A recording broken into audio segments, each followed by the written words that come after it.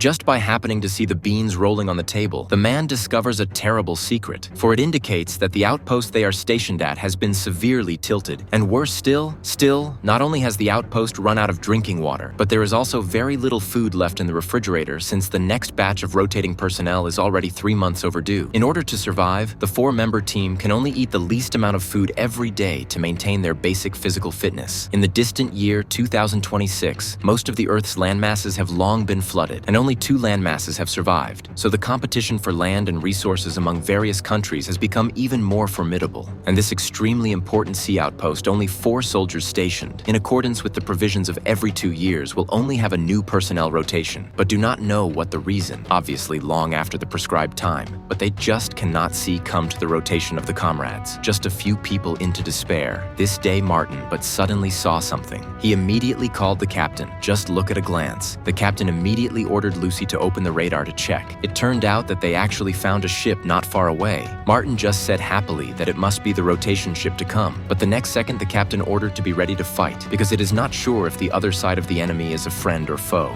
The captain had no choice but to do so for safety reasons, and engineer Nick also ran out immediately after hearing the alarm, while Lucy continued to call the other side on her walkie-talkie, but could not get any response. Sentinel to vessel, respond.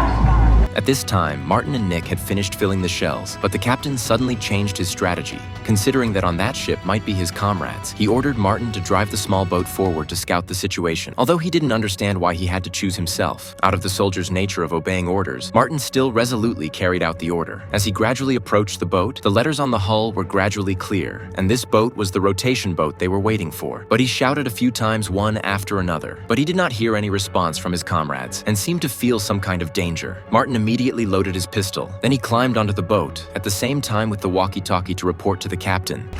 On deck. No sign of life. At this time, the walkie-talkie came from the murmur. Out of security considerations, Martin will be the walkie-talkie closed, not knowing that it is this move to him to incur the trouble of killing.